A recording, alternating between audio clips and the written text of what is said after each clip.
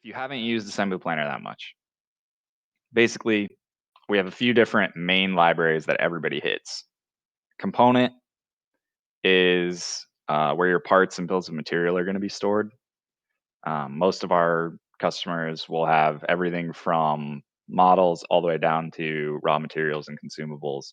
How much of that you actually have is totally up to the system that you're using. You don't even need it at all if you are just using us for time studies and work instructions, but that's where it is.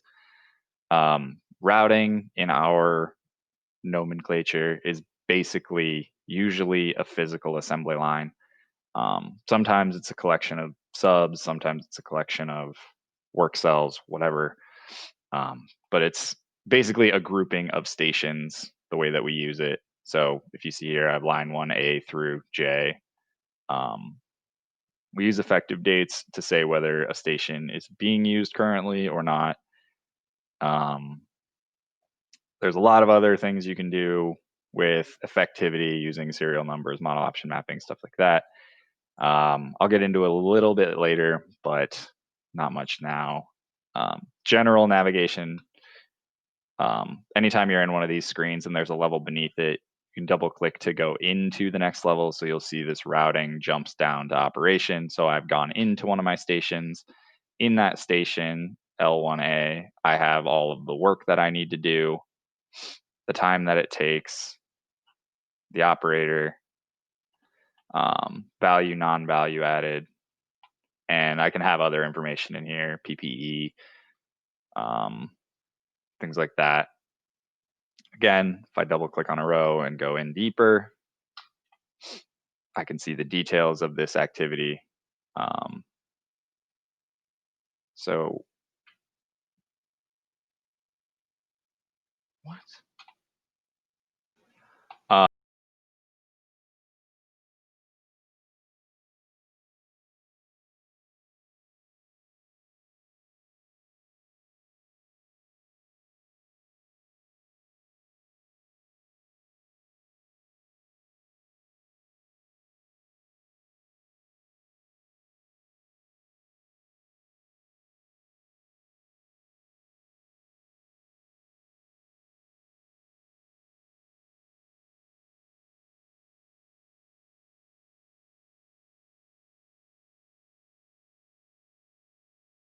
Within each activity, you can have different things set up. So you can have videos, images, time studies, tooling, part consumption, model option mapping, which basically means what models, what options do I use this for?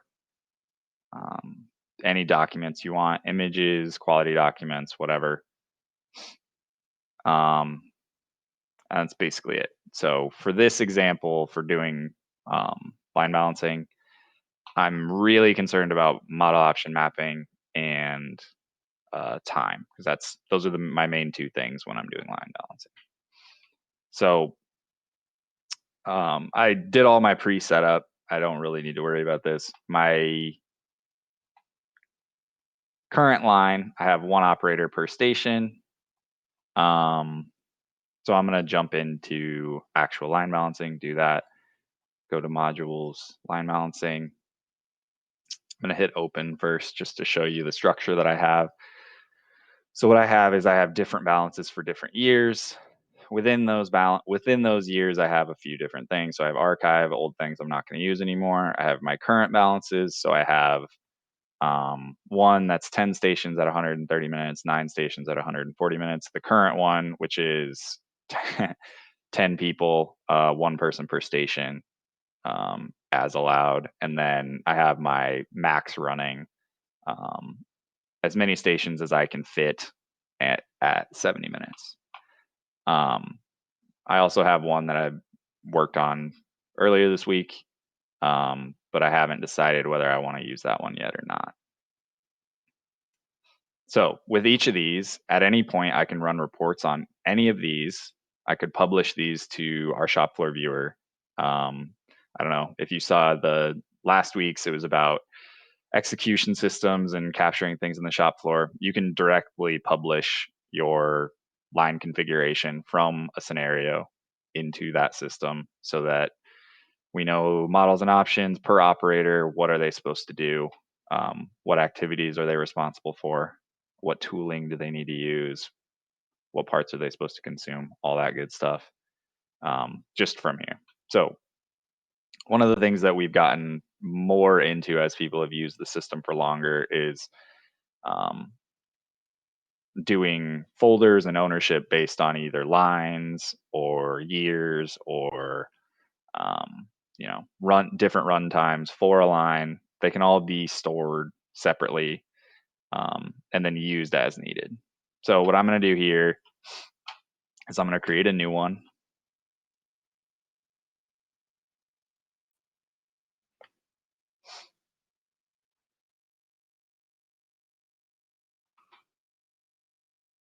I'm going to add it to my in process folder.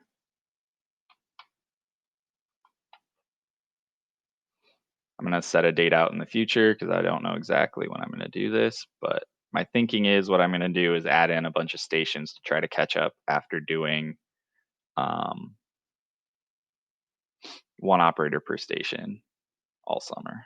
So I set my target date, which is basically the filter date that I want to use. So if I've timed out an activity as of yesterday, it's not going to come into my study at all because I'm targeting this date as when I actually want to start using this study. I'm going to check this box for enable schedule driven balance. I'll explain that in a second. And then I'm actually going to use estimated as my highest rank. So what this does is it'll look at estimated time if I have it. If I don't have it, it'll look at calculated time. If I don't have that, it'll look at observed time. If I don't have any of them, the time's 0. So it doesn't really matter. The line details, line type, single versus mixed. If you're doing single model line, it just assumes 100% take rate on all of your activities. If you do mixed model, it does model option mapping, which you'll see in a second. And then line type, basically whether we're using an attribute we call work zones, which basically means the part of the vehicle you're working on. So right side of the line, left side of the line, front side of the car, back side of the car, stuff like that. You put it on the activity, you can put it on the station as well, and then you can't put an activity that requires work on the right in a station that is only for the left. Okay, so the next screen, I'm going to grab my orders. This is just a test database, so I don't have all that many. But it brings in orders. What we usually do is we have this from another system.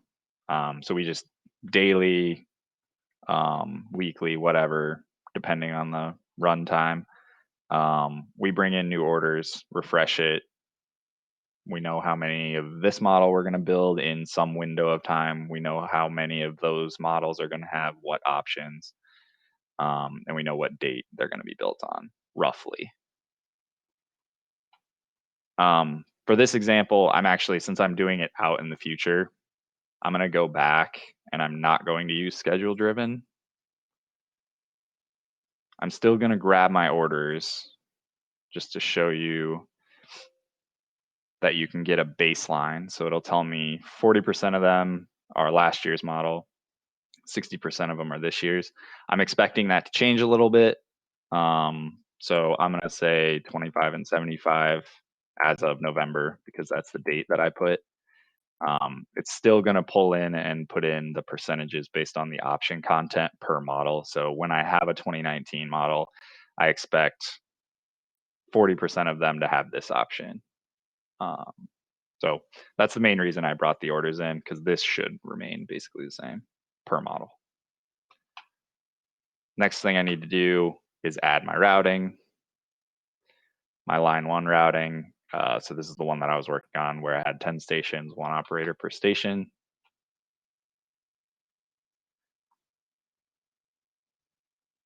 We did add a function where I can add more than 1 routing if I want. So if I have 10 stations on line 1, 10 stations on line 2, 10 stations on line 3, but together they all run the same takt time. They should all be running as one massive line, really. I can bring them all into one balance so that I can view the whole thing at once. not going to do that in here because, again, this is just a small data set we have on our cloud app. Okay.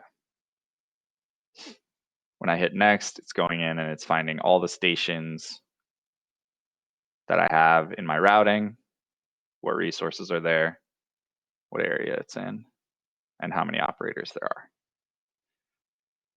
What I'm going to try to do in this scenario is I want my line to run a lot faster. So what I'm going to do is I'm actually going to add in, these are line 2 stations, but basically I have a parallel line that I'm going to activate at the same time, and it's going to be one big line that snakes around one way and comes back the other.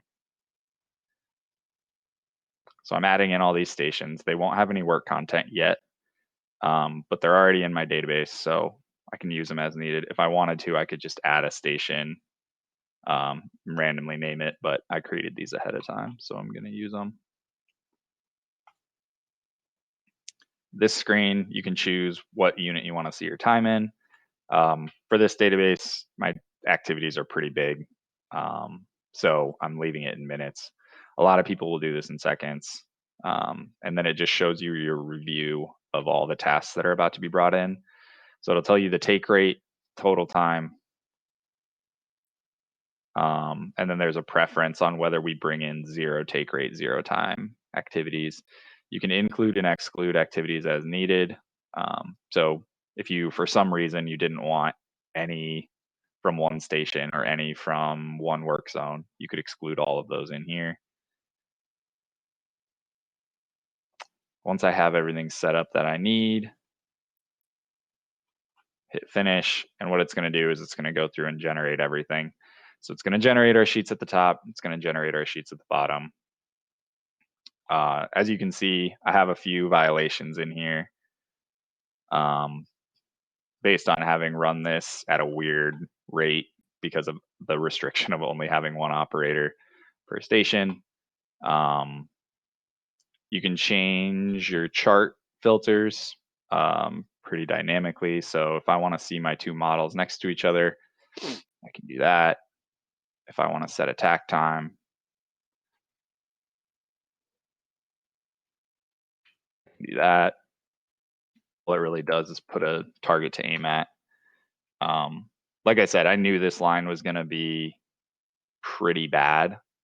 So what I actually want to do, since I'm starting this basically as a new line, because I'm adding so many stations, I'm going to use the default balance. So I set up a really simple precedence diagram for this routing. What precedence is basically the order of operations, right? So I have a little bit at the beginning here, but then most of my stuff is straight line work. If I zoom in,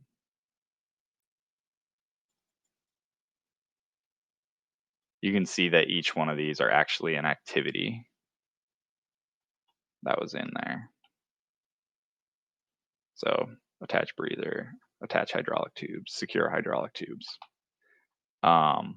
So like I said, most of it's straight line. I have some detached. I have some inner precedence here. And then I have clusters, which we have a whole different video on clusters that you can go into if you're interested in how that works. But basically, it's setting up precedence within a cluster so that you don't have to set up precedence within a whole line. So you can set up precedence within an area and then say area 1 has to be completely done before I do area 2. That's the overall idea. So since I have that set up, what I'm going to do actually is run a default balance, which will just unassign all my tasks, reassign all my tasks based on the precedence I set up and any of the other rules that I set up. So for this one, I know the number of stations I want, and what I really want to do is minimize the cycle time. So I had 10 stations, I added 10 stations. What I'm going to do is say I have 20, give me the best cycle time you can give me. Okay. Hit go. It's going to clear all my assignments. You sure you want to do that? I am sure. It's saying that it couldn't find one with 20, so it's going to give me the best it can do. So the reason it couldn't give me 20 is because of all the constraints I have. Certain things had to be done together. Certain tasks were too big. So what it did was it just didn't use the last station. And I have a choice here. I can either go in and I can move more work into these last two stations, or I can take work out of these stations and just run 18. So now that I have a better balance, I'm going to go through what some of these buttons are doing. So chart view, pretty straightforward. You can say, I want to see this chart based on station, based on operator. In mine, it's pretty much the same thing. I have one operator per station. So this isn't all that exciting, but that's what it does. If you have multiple operators per station, it would break it into single operator bars. If you have an operator that floats across different stations, it would combine that into one bar. In addition, you can show a few different things in the type. So you can show utilization, basically setting takt time equal to 100. You can show worst case. Worst case basically says what's the worst model I have. All it really does is it changes this average bar to match whatever the worst model case is, which in this, I have two models, not a big difference, right? I already knew this, but when you have hundreds of models running down a line, potentially, it's nice to be able to just say, show me the worst one, filter down to only see the worst case bar and see where you're at. And then VA, NVA, basically, based on the time studies I've done, how much of this operator's work is NVA, VA, and SVA. And then just time versus percentage. And then I haven't done ergo for this, but you can also roll up by ergonomics.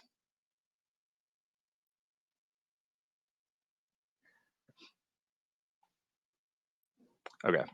I can also change this to show a different number of stations per page. Again, not a big deal when I have such a small line, but when you have, 100 stations and 200 models, it becomes something that is pretty necessary. All right. So I can always also, anywhere I see this minus, I can always hit the minus and hide whatever section it is.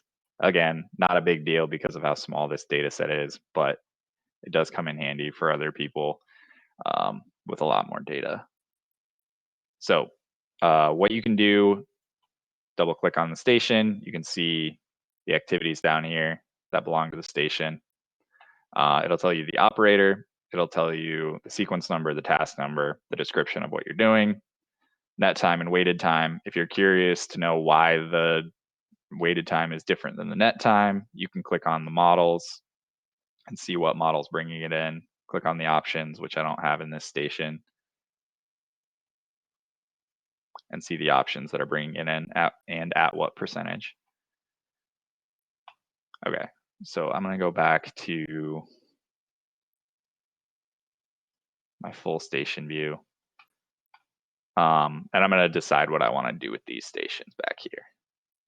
So like I said, I have the option of either clearing this station, which is only one task, or I can move things from one of the more full stations into this station and this station. So what I think I'm going to do is I'm going to move this task to the final station. So click on it, drag it to the station. What it does is it comes up and shows you a summary and says, I'm about to move this task to this station. It's going to change the time to 23 minutes. And I am going to change my resource. I'm not going to change my resource violations because I'm still going to have the same number before and after. I'm going to hit OK, moves it to that other station. This is a pretty slow process of moving things, but it is easy enough, right? If I move this one, I'm breaking one of my constraints. It's an inspection one. So I have it set up that I cannot do an inspection. The same person can't do an inspection and be the person who did the work. So it's telling me I'm going to break that if I move it into this station. So I know I can't do that. But if I move it into the station before, I can do that. It doesn't show my inspection breaking here. So it allows me to move it there. Now this one's down further. So this is one way to move things. You can also right click, change assignment, and it brings up the same screen. You just have to find the station you want to move it to on the left. It gives you the summary of whether you're going to go over on weighted or net time based on this move. Most of mine are really close to tact. So what I'm going to try to do is even it out a little bit and move things into the back two stations. To do that, one of the other ways you can do this is go into Yamazumi chart.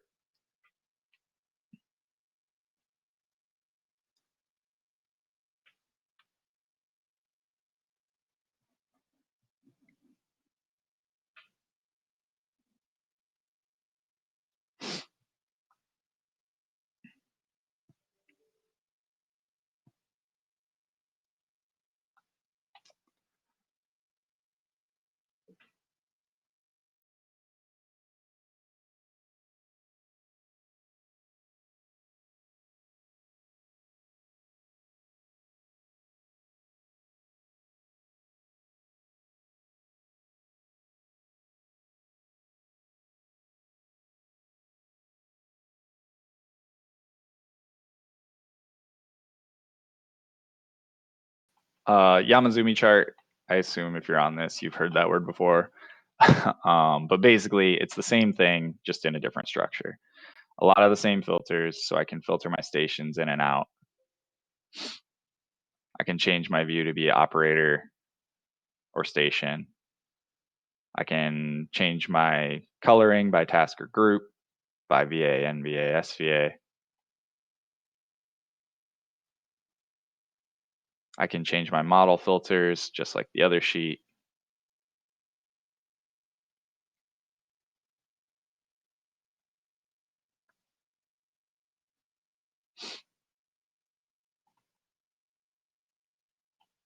And at any point, if I want to know what an activity is, I can just double click on it.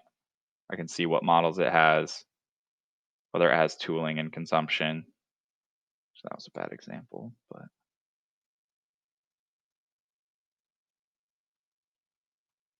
oh, right. This little icon means it has a video. So I know I have everything on these.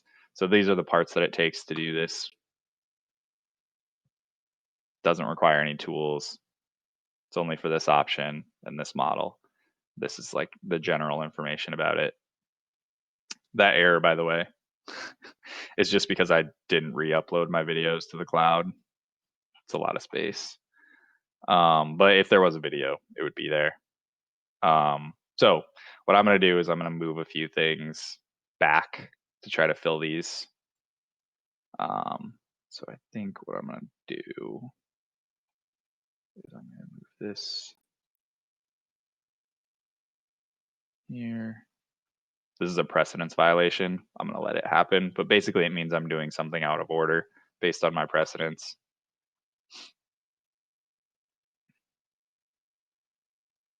This one's actually over for one of the models. Okay with that.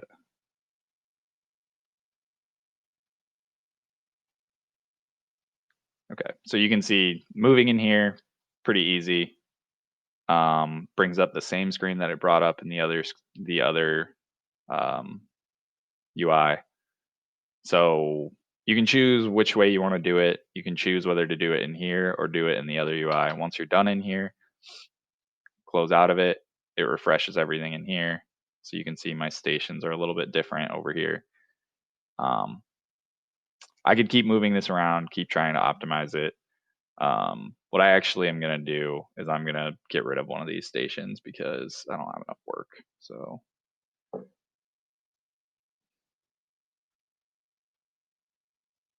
slightly over on one model, but on average, I'm okay.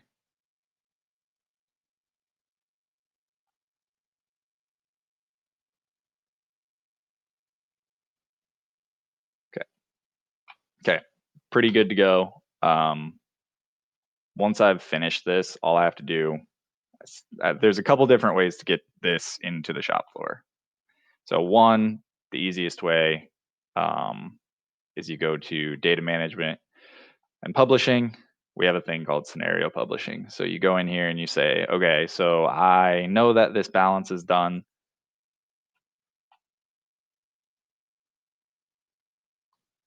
I'm going to publish all of these stations and their new work content to the shop floor viewer, whatever, right? If I want to see what's different between this balance and another balance, we have a ton of different reports. Because I'm doing a brand new balance, the easiest one would be to compare. I actually am going to get rid of this station because I'm not using it. So I'm going to go to actions, remove empty stations, gets rid of it. Then I'm going to go back to my reports. If you remember at the very beginning, I had a work instruction report. I can do the same thing from in here. So I can see what my work instructions would look like for stations 1 and 2 based on the changes that I made.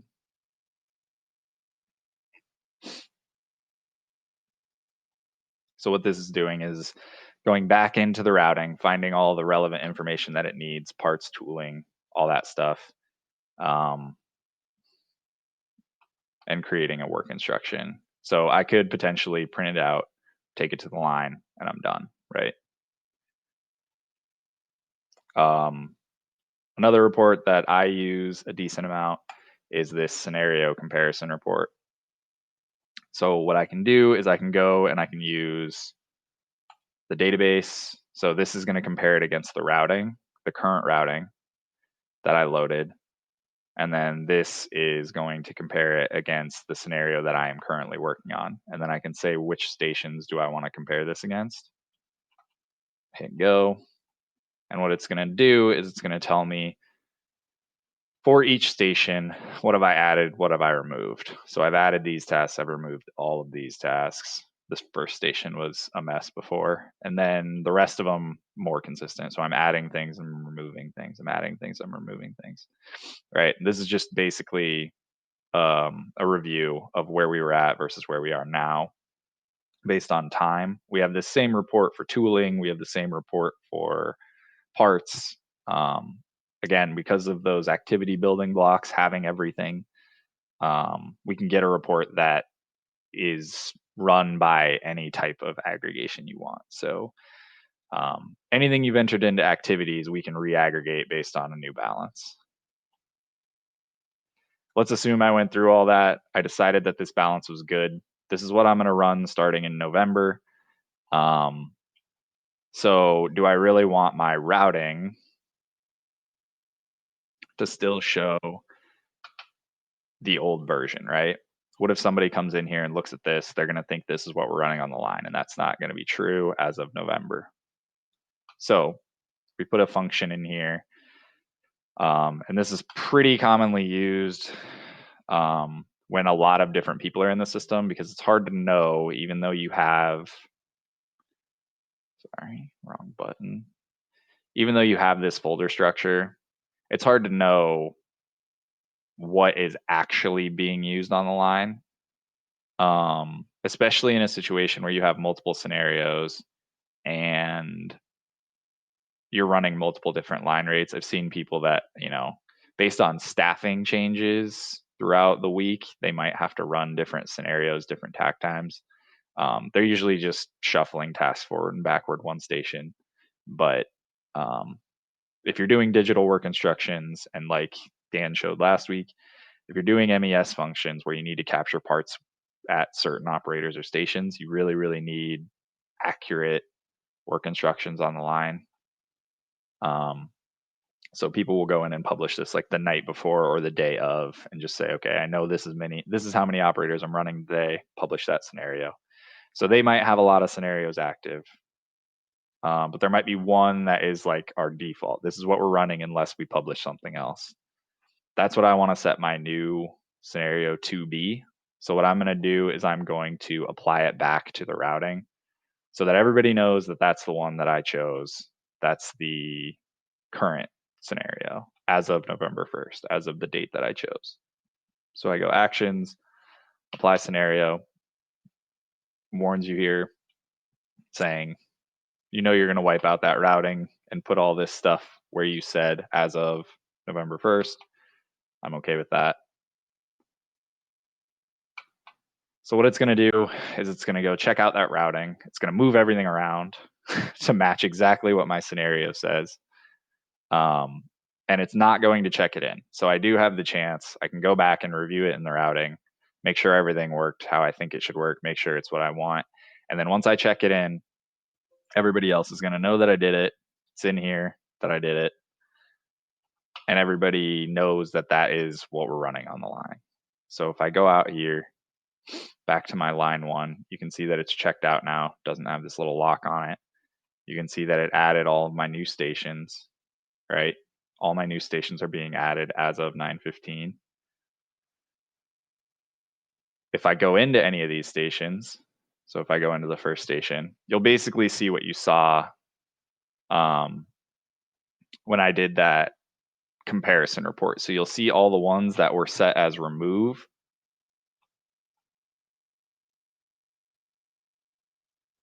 to having an end date of 10/31.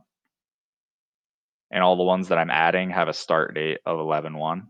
Any of the ones that were there already are going to have the same date they had before.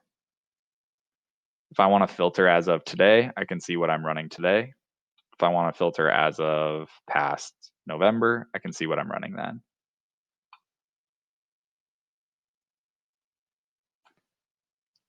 If I go through each of my stations, they'll all look something like this. So they'll have things starting on 11/1, but then if I do show all, they'll have the things that I'm using up until then as well.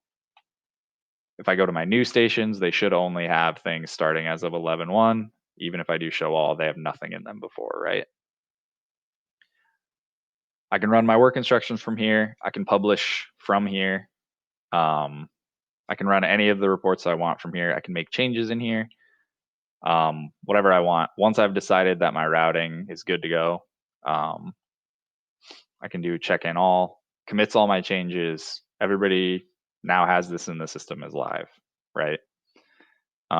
So this is the active scenario. If I want to go back and see which scenario I used, I can see that this is the last one that I set up and used.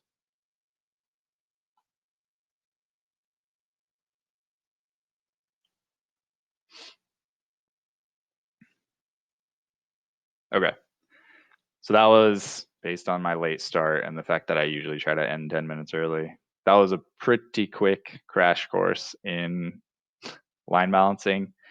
One of the questions about this was, could you use this in more of a job shop setting? You definitely can. It isn't ideal, right? Because if you do a job shop setting where you have long takt times and you're just bringing different parts there at different times, you could do it, but it would take a little bit of manipulation on your part. Probably what I would do if I was doing that is I would break my work content. Like I'd have station 1 broken into 3 actual different operations, and I'd say this is my first shift person doing it, second shift person, and then first shift day 2, first shift day 3, whatever it is. So that I can see if like each person is going to get done the amount of work that they need to get done within a certain frame of time, right? If I have 5 days worth of work and all I'm doing is balancing to 5 days, um, I don't know how useful line balancing is in that sense. What is useful in that sense is being able to use the tool to get like, what parts do I need when, right? You don't want to bring 5 days worth of parts to a person. What you want to do is you run this and you say, okay, I know that I need these parts on day 1. I know I need these parts on day 2. I know I need these parts on day 3 because I've split it into shifts basically, or hours or whatever it is. So it's more about data configuration at the beginning. So what I would do is in my routing, I would have actually broken stations into subsets of themselves. So I would have taken station one, for example, and I would have just made multiple.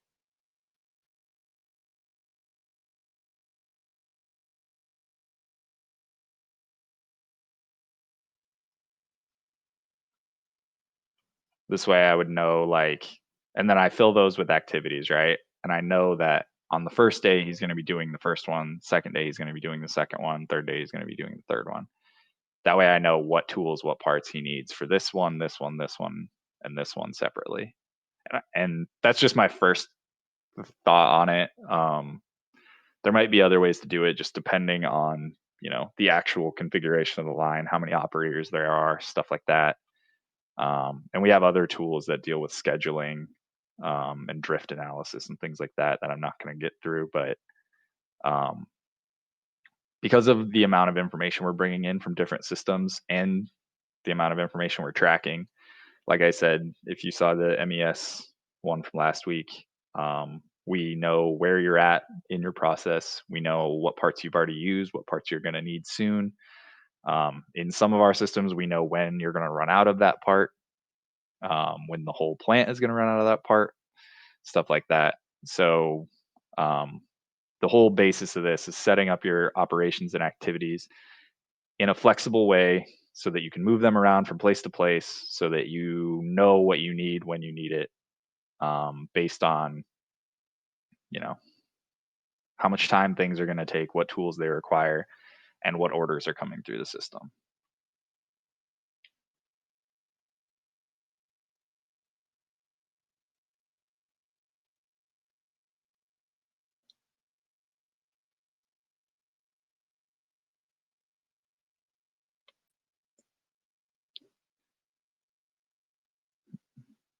Okay. I have another question about net time versus waited time.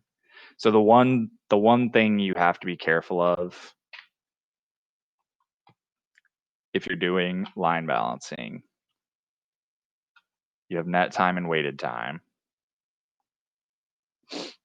is option content.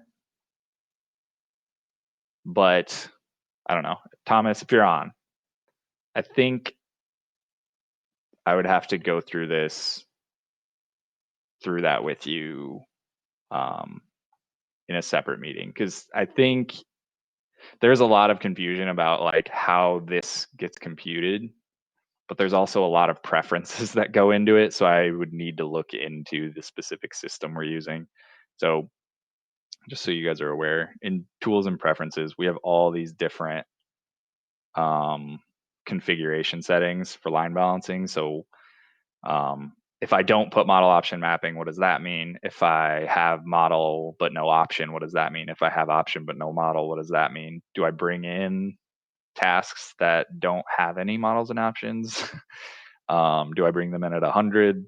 Do I count a model as one and an option as one so I could potentially call an activity twice with one order?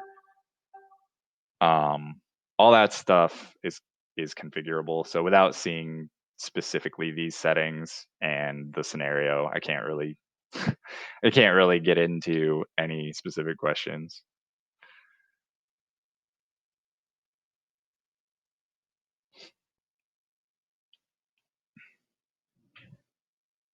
This is Jared doing the presentation. So yeah, Thomas, just email me. If you can, email me the actual scenario. Like if go into the open screen.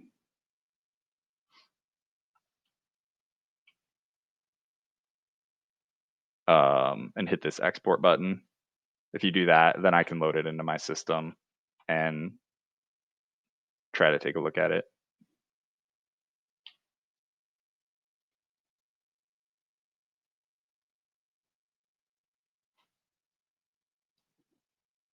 Okay. If there's no other questions. The fact that he had to ask that reminded me. Um, my name's Jared Rowley. Uh, I do support for Pro Planner, so I've done trainings. If you guys have any questions, I think I'm on the website, but otherwise, just send it to our general support. I'll probably be the one that answers it. So if you do have questions, or if you want to get into like one of these cloud environments and mess around a little bit, um, that's fine with us. Just let us know. Thanks for attending.